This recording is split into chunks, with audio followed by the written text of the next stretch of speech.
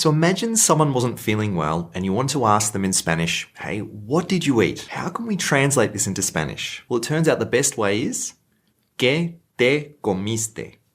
¿Qué te comiste? ¿Qué te comiste? Now, often when natives talk about eating in Spanish, they use the reflexive form comerse. Now, I know this is something that students really want to avoid because I used to have an example on the Real Fast Spanish website in our grammar hacking article that said, I have eaten the apple, me he comido la manzana, me he comido la manzana. Now, this example was supposed to focus on the he comido part, the present perfect tense, but I got so many questions about this sentence that I decided to change it to, I have bought the apple. He comprado la manzana. He comprado la manzana. Now, at the time, I had received dozens of emails from students asking whether it was okay to just simply say it without the me. He comido la manzana. So Spanish students have a strong preference for saying this sentence without the me, but of course Spanish natives will have a strong preference for saying it with the me. So in this video we're going to talk about this choice of comer versus comerse. Now, like several videos recently, I've started off by saying that with this topic there isn't a 100% right and a 100% wrong. As a teacher, I often like to remind students that with a lot of concepts in language learning, it's better not to think of them as fixed grammar rules with a set of exceptions, but instead focus on common patterns where natives are more likely to say something in a certain way over another. Now, if I was to put some logic to this choice, I would say that we should use comer in situations where quantity and completion are not important. And we should use comerse in situations where quantity and completion are important. So for example, if you want to tell someone, hey, we're going to eat soon, this in Spanish would be Vamos a comer pronto. Vamos a comer pronto. Or if you want to ask someone, hey, do you want something to eat? This in Spanish would be ¿Quieres algo de comer? ¿Quieres algo de comer? ¿Quieres algo de comer? Now, in both of these situations, I would say that the quantity of food and whether the eating has been completed or not is not important. So the more likely option is comer. Then, if, for example, there was something weird left out, like rotten eggs, and someone asks, hey, did you eat some of those? And the person wants to say, yeah, I ate 2.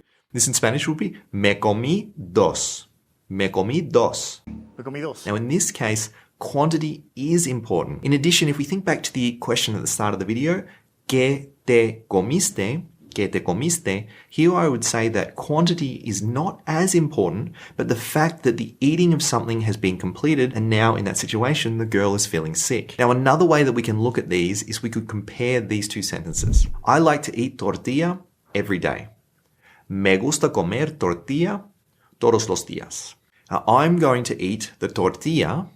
Voy a comerme la tortilla. Now, in the first sentence, quantity is not important. The sentence is about, the daily rhythm of eating tortilla. And the second sentence is saying, hey, I'm going to eat all of that tortilla. And so it has a lot more of a focus on quantity. Now, you might find examples that don't align with what we discussed so far. And as an interesting example, I found a sentence where a parent says to a child while she is playing with food, hey, that's what food is for, honey, for eating. This in Spanish is, para eso está la comida, cariño, para comerse.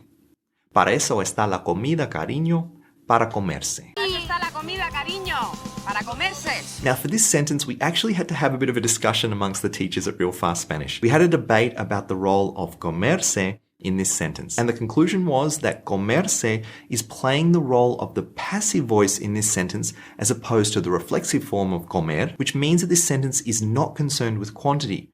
Instead, it's focused on the process of eating. So when she says that the food is para comerse, she means that it is for eating as opposed to being looked at or played with as what was happening with the child in this scene. Now, if we remove se and we just have para eso está la comida, cariño, para comer, then there is a subtle shift in meaning towards the food providing sustenance to humans, and so it wouldn't make as much sense in this context of a child playing with their food. Now, I mentioned in my video on thinking in Spanish that sometimes the key to dealing with all of this complexity is to avoid logic when you are speaking and instead just practice using the patterns. Rather than memorizing that comer is not for quantity and comerse is for quantity, and then trying to decide every time you want to use comer in a sentence, just take some of the sentences that we looked at today in this video and make your own versions of them. So for example, voy a comerme la paella. Voy a comerme el arroz. ¿Qué te gusta comer?